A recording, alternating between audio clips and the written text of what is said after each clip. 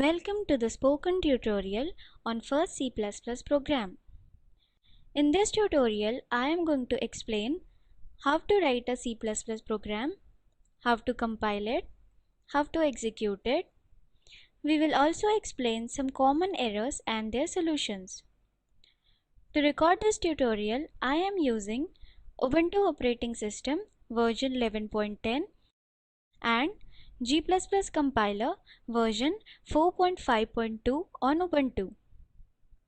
To practice this tutorial, you should be familiar with Ubuntu operating system and an editor. Some editors are Vim and gedit. I am using gedit in this tutorial. For relevant tutorials, please visit our website, which is as shown. Let me tell you how to write a C++ program through an example. Open the terminal window using Ctrl, Alt and T keys simultaneously on your keyboard.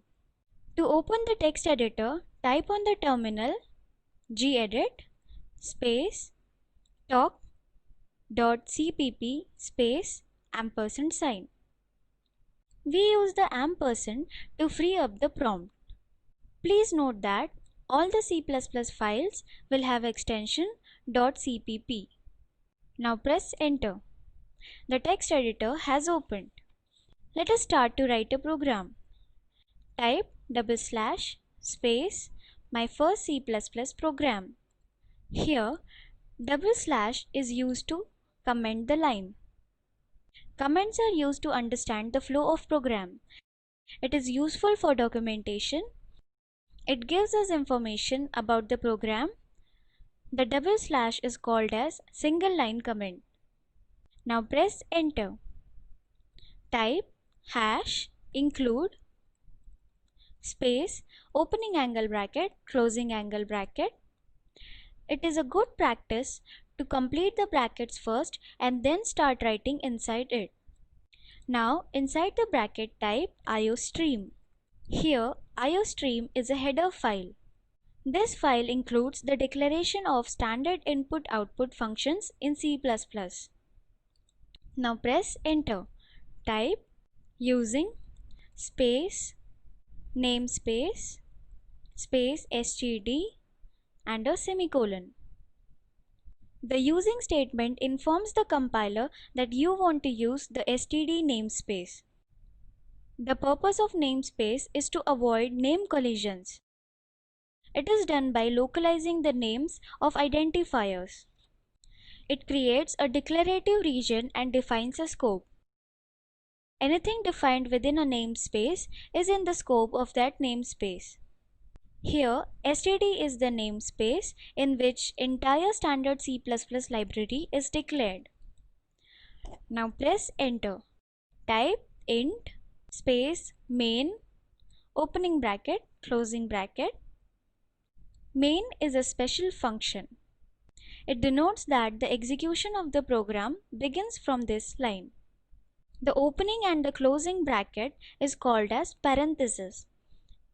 Parenthesis followed by main tells the user that main is a function. Here, the int main function takes no arguments and returns a value of type integer. We will learn about data types in another tutorial. Now, let us switch to the slides to know more about main function. Every program should have one main function. There should not be more than one main function. Otherwise, the compiler cannot locate the beginning of the program. The empty pair of parentheses indicates that main has no arguments. The concept of arguments will be discussed in the upcoming tutorials. Now come back to our program. Press enter. Type opening curly bracket. The opening curly bracket marks the beginning of the function main. Then type closing curly bracket. The closing curly bracket indicates the end of the function main. Now inside the bracket, press enter twice. Move the cursor one line up. Indentation makes the code easier to read. It also helps to locate errors faster. So let us give a space here. and type cout space 2 opening angle bracket. Here cout is a standard C++ function to print the output on the terminal. Now after the brackets, type within double quotes. Anything within the double quotes in the cout function will be printed. Now inside the quotes type talk to a teacher \n. Here \n signifies new line. As a result, after execution of the cout function, the cursor moves to the new line. Every C++ statement must end with a semicolon, hence type it at the end of this line. Semicolon acts as a statement terminator. Now press enter. Give a space here and type return space 0 and a semicolon. This statement returns the integer 0. An integer has to be returned for this function because the function type is int. The return statement marks the end of executable statements. We will learn more about the returned values in another tutorial. Now click on Save button to save the file. It is a good habit to save files frequently. This will protect you from sudden power failures. It will also be useful in case the applications were to crash. Let us now compile the program. Come back to our terminal.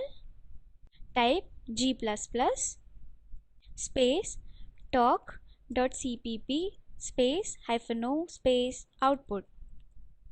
Here g++ is the compiler used to compile C++ programs. Talk.cpp is our file name. -o output says that the executable should go to the file output. Now press enter. We see that the program is compiled.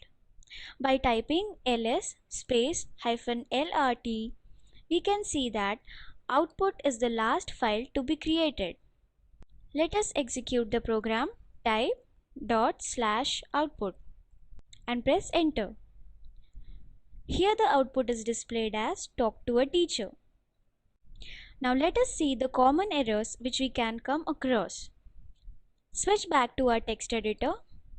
Suppose here we miss the closing curly bracket. Now save the file. Let us execute. Come back to our terminal. Now compile and run the program using commands we used before. We see an error. We see that there is an error at line number 7 in our talk.cpp file. That expected curly bracket at the end of input. Now come back to our text editor. As I said before, the closing curly bracket marks the end of the function main. Hence, reinsert the bracket here. Now save the file. Let us execute it again. You can recall the previously entered commands by using up arrow key. That is what I did now. Yes, it is working. I will show you another common error. Let us switch back to our text editor. Now suppose here we missed std. Let us save the file. Come back to our terminal. Let us compile. We see that there is an error at line number 3 and line number 6 in our talk.cpp file. That expected identifier before semicolon and cout was not declared in this scope. As cout is the standard C++ library function and the entire C++ library function is defined under std namespace, hence it is giving an error. Let us now fix the error. Come back to our text editor.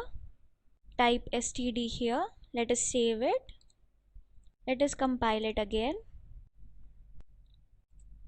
Yes, it is working. As an assignment, write a program to print your name and city. We used single line comment in this tutorial. Now just try to give a multi-line comment. Watch the video available at the link shown below. It summarizes the spoken tutorial project. If you do not have good bandwidth, you can download and watch it.